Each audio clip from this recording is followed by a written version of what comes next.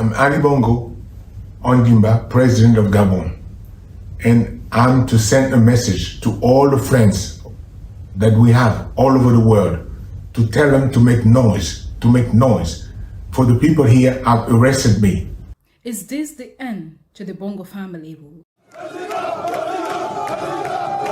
Tonight, another military takeover in a Central African country, this time in Gabon. Coup announcement right there appeared to bring an end to the 56-year rule of the Bongo family. But what are the underlying motivations for this coup? Who are the key actors, strings behind the scenes? And what don't we know? I ask this question because as of August 30th, there was a coup in Gabon and Ali Bongo was deposed. Hello and welcome back to my channel. Today we will be discussing the Bongo family, most especially Ali Bongo. After 14 years as president, Bongo's third term now hangs in the balance, as soldiers announced early on the morning of Wednesday, August 30th, that they had seized power. Now the coup came after the Gabonese election center announced official results that showed Bongo winning a third term with 64.27% of the votes. The opposition argued was fraudulent. And within minutes of the announcement, gunfire was heard in the center of the capital, Libreville. In a TV statement, the coup leaders declared the cancellation of the election results and the dissolution of all the institutions of the republic. Now, this abrupt shift in power prompts us to consider the motivations behind this military takeover. Now, to understand who Ali Bongo is, his background, and how we got to this moment of him pleading for help, we need to travel back in time into history, starting with his father, Omar Bongo. Now, Gabon's path to independence in the 1960s paralleled that of many other French colonies in Africa. Part of France's empire in Central Africa until 1960, Gabon has remained one of its key allies on the continent. And thousands of French citizens remained in the country after independence. The French oil company ELF exploited a large part of crude production, and others mined its iron. For instance, Gabonese uranium also supplied France's nuclear weapons and power plants. And this friendship is closely protected by the family that ruled over Gabon for the past 55 years. And the same was done by French influential politicians and presidents over the years as well. So how exactly did the Bongos come to power? Liomba led the nation's transition first as prime minister between 1959 and 1961, and then as its first president after independence between 1961 to 1967. And France's role in Gabon extended beyond just diplomacy. The country maintained a significant military presence, ensuring the stability of the region and safeguarding its interests. Military treaties solidified France's influence in Gabon's affairs. So as Mba's rule veered towards autocracy, a military coup took place on February 17th to 18th, 1964. President de Gaulle, upon the advice from his chief advisor on African policy, Jacques Foccart, decided that he would restore the legitimate government, honoring a 1960 treaty signed between the deposed government and France. Jacques Foccart sent French troops to oil-rich Gabon to keep Liomba, a close ally, in power against an American-supported rival, incidentally, to protect the local interest of the French petroleum group ELF, led by another close friend.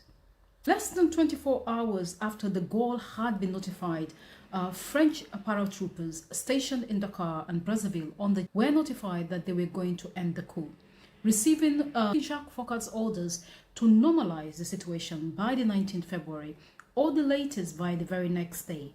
Troops landed in Gabon, sweeping through Libreville unopposed. The troops easily captured the Provisional Council, though they met some resistance at the Baraka military base in Lambaréné when they attacked. Later, the French army managed to break through the gate to the village where Liomba was held and rescued the deposed president and reinstated him.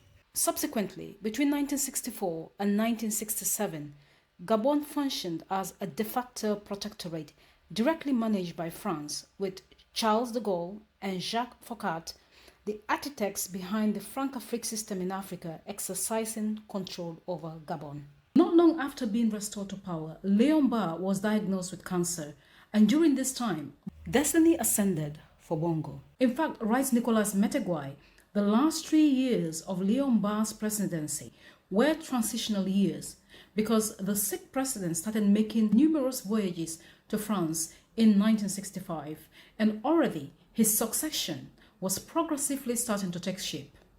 And in 1966, he was flown to receive cancer treatments at a hospital in Paris, where he was daily visited by Jacques Foccart, as well as other members of his regime, who, recognizing that the end was near, pressurized Léon to amend Gabon's constitution to create an office of vice president. At that time, this was seen as an institutional innovation because French-style republics have no vice president. He was installed by de Gaulle, Jean Foccart, and other influential French leaders who, exploiting Mba's illness, used this to orchestrate Bongo's presidency through a constitutional amendment directed from France. Now, Foccart also pressured him to appoint Bongo, who was waiting just outside in the hallway, as his running mate in the upcoming presidential elections. The intention was to ensure a seamless succession. The presidential and legislative elections in 1967 saw the Bongo ticket win by an overwhelming margin due to the stifling political atmosphere following the 1964 coup. Now, to see how concretely the French intervened to install Bongo to power, it was said that Jacques Foccart actually arranged for a wheelchair to roll the dying Léon into an ambulance and drove him over to the Gabonese embassy, where Foccart's agents held a photo session of the president signing this ad hoc constitutional amendment. And so began a 56-year reign of the Bongo family. The death of Léon in November 1967 saw the ascent of the then 32-year-old Omar Bongo, a man that was said to be recruited from the French colonial intelligence, become the world's then youngest head of state. And on December 2nd, 1967, Albert Bernard Bongo, later known as Omar Bongo, after converting to Islam, assumed power. Consequently, Bongo served as Gabon's president for an extended 42 years until his death, making him one of the world's longest-serving heads of state. And during this period, Omar Bongo ensured that Gabon remained a neo-colonial stronghold, deeply intertwined with France. Omar Bongo carefully cultivated close relations with French politicians. Bongo learned the power game fast, mastering the mechanisms of a single-party state, backed up by the security offered by French military base and a defense agreement in place. Except for a very short military coup in 1964, Gabon has been regarded as a bastion of stability in troubled Central Africa. The French military backing has contributed to Gabon's security, and in recent years, Bongo has used this stability to turn Gabon into a key U.S. ally. Now, in the year 2009, Omar Bongo died, and in that same year, Ali Bongo succeeded him as president, making him the third president since independence in 1960. Now, let's look into the man of the hour. Who is Ali Bongo Ondimba? A Burkina Faso newspaper referred to Ali Bongo as a spoiled child, born in Congo-Brazzaville, brought up in France, hardly able to speak indigenous languages, and with the appearance of a hip-hop star. That description right there showed how many people viewed Ali Bongo. Born Alain Bernard Bongo, he was born on the 9th of February 1959 in Congo-Brazzaville. In 1973, the Bongo family converted to Islam, after which Alain's name was changed to Ali. He left home at a very young age and studied in France. He studied law at the Sorbonne in Paris. Now, despite his studies, he soon followed in the footsteps of his mother and released a funk album. After the release of the funk album, Ali Bongo began his involvement in politics in the year 1981 when he joined his father's party, the Gabonese Democratic Party, PDG. In 1983, he was elected to the PDG Central Committee, becoming a member of his father's cabinet. He soon became his father's personal representative and held the position of High Personal Representative of the Republic from 1987 to 1989. And during his father's presidency, he was Minister of Foreign Affairs from 1989 to 1991. He also represented Bongoville as deputy in the National Assembly from 1991 to 1999. While serving as Bongoville's representative in the National Assembly, he became the president of the Higher Council of Islamic Affairs of Gabon in 1996. He was the Minister of Defense from 1999 to 2009, a position he held until the death of his father in 2009. And thus, Omar Bongo's legacy was carried forward by his son, Ali Bongo, who assumed office after an election in 2009 that saw the worst post-election violence in years. The extended rule of the Bongo family has endured political stability, rare for the region. It has also been marred by allegations of corruption and nepotism. Now, Ali Bongo's ascent raised concerns about the extra-constitutional transfer of power, especially during the electoral processes of 2009 and 2016, which were marred by violence and allegations of electoral fraud. The French president at the time, Nicolas Sarkozy, who had made Gabon one of the first countries he visited when he became president 2 years earlier, openly backed Ali Bongo's campaign. It is suggested by some that Nicolas Sarkozy played a key role in orchestrating Ali Bongo's rise to power. Rumors flew that Omar Bongo had stashed secret documents at the presidential palace that could have discredited France, which, according to Bernard, professor of African history at Political Science University, Sciences Po, was thought to be a key factor in Sarkozy's support of Ali Bongo. In October 2018, Ali Bongo sought medical treatment in Riyadh, Saudi Arabia, due to a stroke. However, details about his health remained undisclosed by his advisors and inner circle. His extended absence gave rise to speculation about his deteriorating health.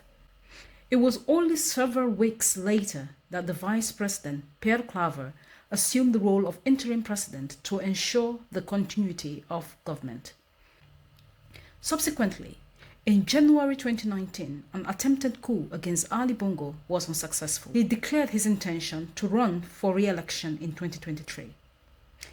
Later that year, in April 2023, Gabon's parliament passed its second set of constitutional reforms in 3 years. These changes appear to address concerns about the current president's health by reducing the presidential term and reinstating single-round voting. These amendments represent a series of alterations that challenge the democratic principles established during Gabon's 1990 National Conference, which led to the 1991 Constitution. Some members of the opposition criticized these changes, viewing them as a maneuver aimed at facilitating Ali Bongo's re-election through a relative majority.